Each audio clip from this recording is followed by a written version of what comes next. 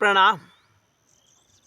Power of mantras in modern life, इस विषय को हम इस वीडियो में कवर करना चाहते हैं कि आज आधुनिक युग में, आधुनिक समय में मंत्र का क्या प्रभाव होता है, मंत्र जाप क्यों करना चाहिए। जो भी संत हमें दिखाई देता है यही कहता है कि मंत्र जाप करो, नाम जाप करो।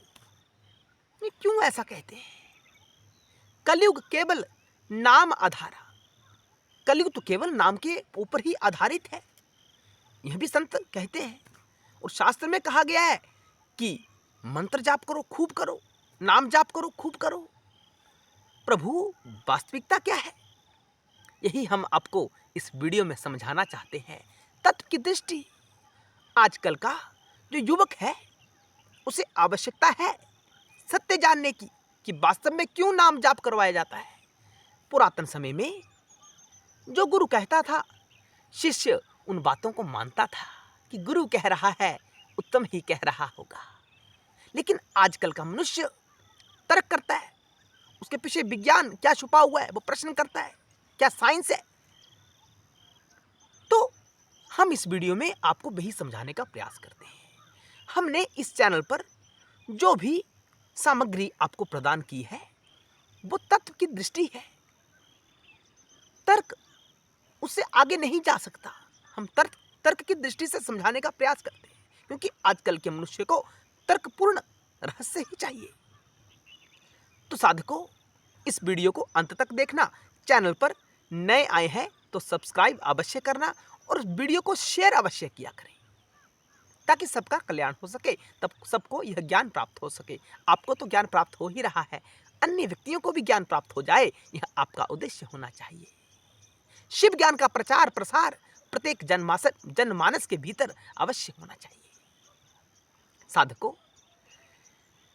प्राय हमने देखा होगा कि जो बनने का हम प्रयास करते हैं, एक ना एक दिन हम वो बन जाते हैं। जैसे एक कॉमर्स का स्टूडेंट क्या बनने का प्रयास करता है?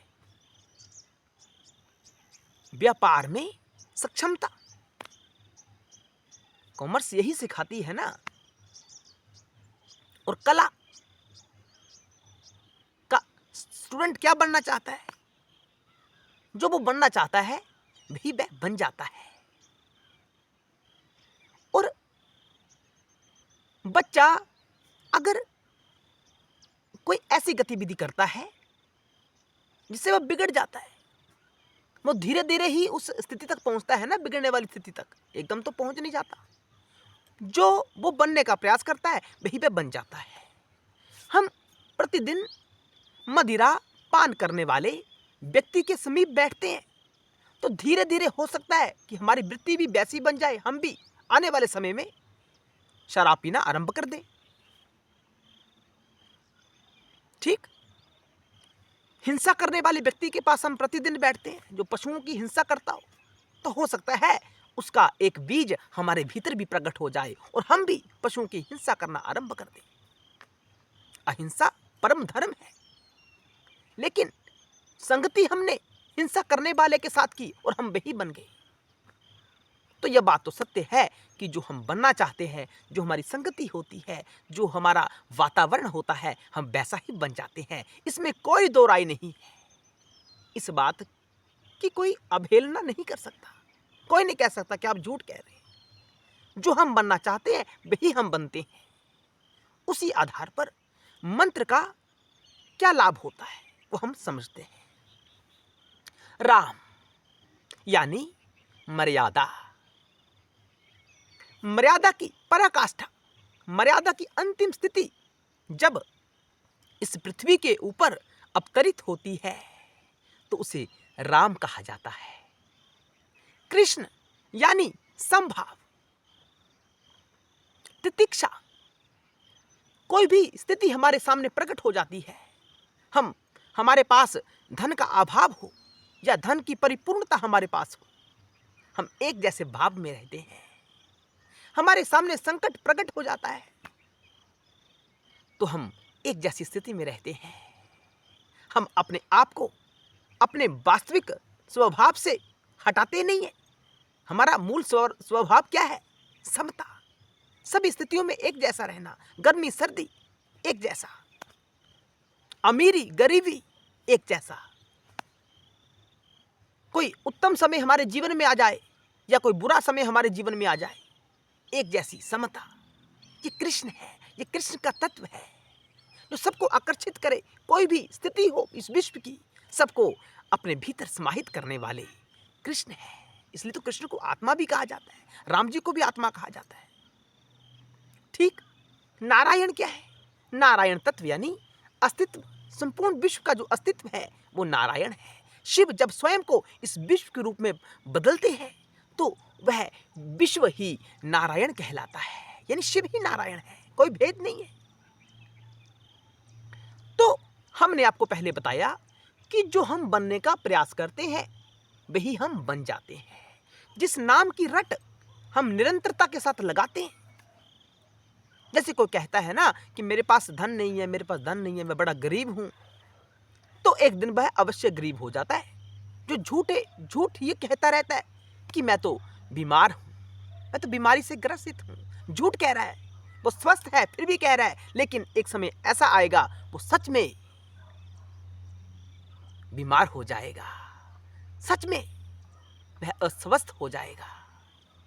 यह सत्य है। उसी प्रकार जब हम राम नाम की रट लगाते हैं जीवन में, राम राम राम राम राम राम राम करते हैं, कृष्ण कृष्ण कृष्ण कृष्ण कृष्ण कृष्ण करते हैं, शिव शिव शिव शिव शिव शिव हम करते हैं, यानी रट लगाते हैं और उसके तत्व को समझते हैं। जैसे हमने कहा कि राम मर्यादा को समझने का प्रयास करते हैं। राम नाम रटने का अर्थ होता है कि मर्यादा को रट रहे हैं, हम मर्यादा को जीवन में धारण कर रहे हैं।